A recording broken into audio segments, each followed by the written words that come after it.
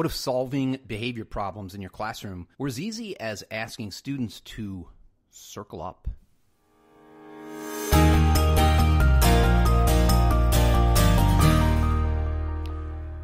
I'm Mark Barnes, and this is Hack Learning. It's what you can do tomorrow.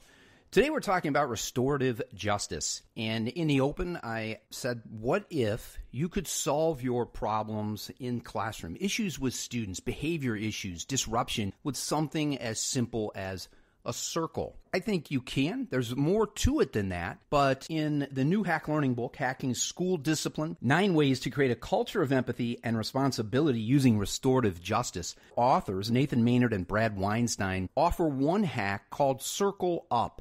And I think there's some real genius here because it really follows that hack learning model, the idea that sometimes we can solve problems with something that's really simple. So I'm going to share some of this hack from Hacking School Discipline. It's called Circle Up. The problem: classroom issues aren't dealt with in the classroom. The negative behavior du jour can bring your lesson to a skidding halt and put you in a predicament. You are pressured to address the problem quickly and appropriately with all eyes on you. The quickest and easiest solution is a referral to the office. After all, you have a whole class to teach, a new activity to pass out, emails to answer, and daily attendance to take. We all get it. But how can we expect our students to do any better in the classroom if we just remove them when they do something wrong? When the student returns from his field trip to the office or from in-school suspension, the behavior has been addressed, but the relationship has not. There may still be tension between the student and the teacher or the student and the classmates. You haven't addressed any harm the student might have caused to the class as a whole. The entire class is still sitting on the edge of a knife and will be distracted by the tension. The answer? Fix it within the classroom. And to make sure it sticks, involve the entire class. The hack: circle up. The first thing that we as teachers need to do is stop offering students the easy way out through removal from class. Many school districts maintain a goal of keeping the students in the classroom, where they're adding to and taking advantage of the learning experience. When kids are in class, we see higher attendance rates, increased test scores, and positive climates. That goes away the second we send kids to the principal's office for misbehaving. Instead of giving them that out, seek new ways to handling bad behavior, including classroom circles. These circles allow you to enforce the classroom expectations without losing one of your community members. As you might expect, circles are gatherings in which all participants sit in a circular shape, facing each other to facilitate open, direct communication.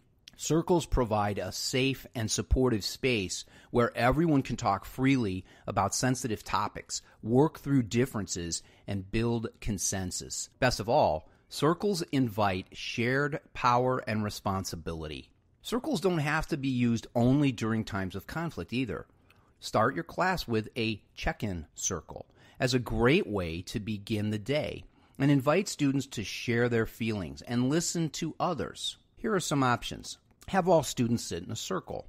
Teachers should include themselves in the circle to signal that they are facilitators and listeners during these gatherings, not authority figures. Start with a check-in question, such as, what's one interesting thing you read online yesterday? Add mindfulness exercises to help release tension and build focus on the present moment.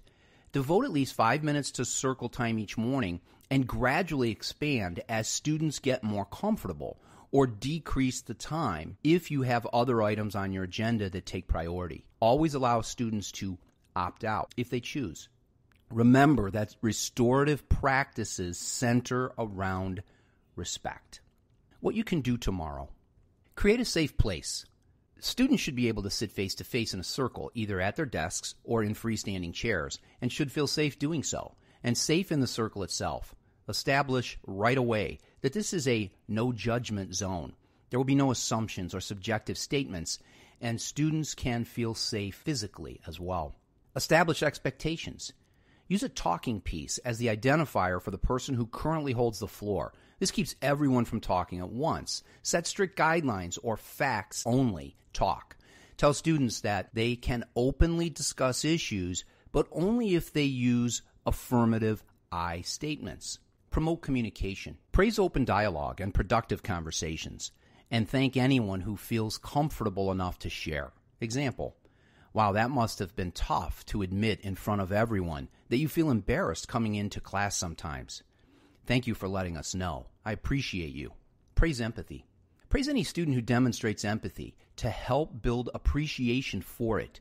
When students can recognize emotions, their emotional literacy goes up, and this helps them build a circle that cultivates empathy. This also trains students how to use empathy in other situations. Overcoming pushback. Circles take away from lesson time. Yes, they do. It's by far the largest con of holding a circle. The great thing is that you are in charge of when they occur.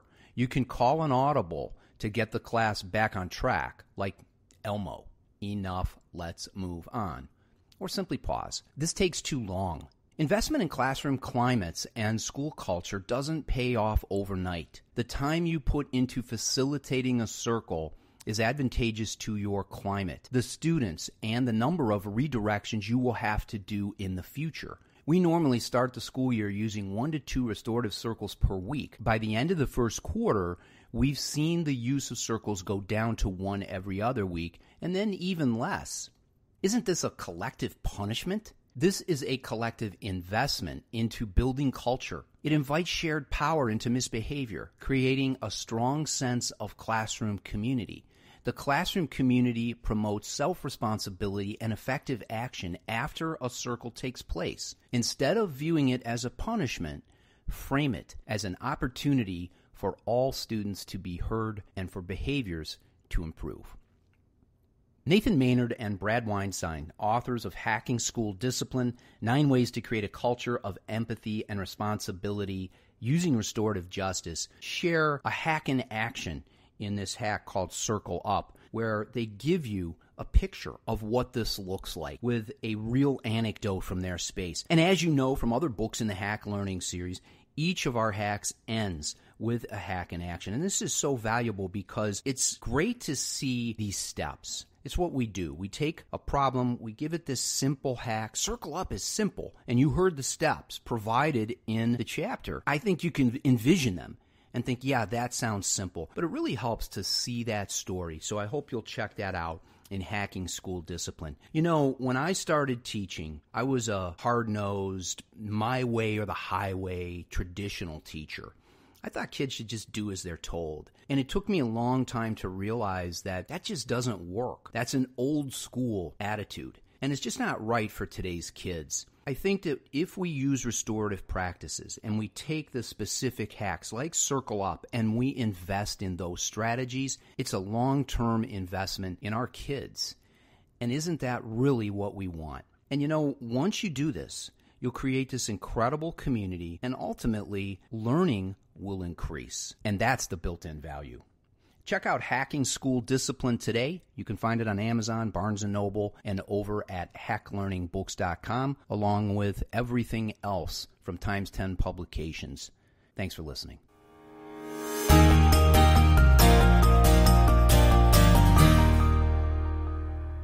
You've been listening to the Hack Learning Podcast. For more episodes, visit hacklearningpodcast.com.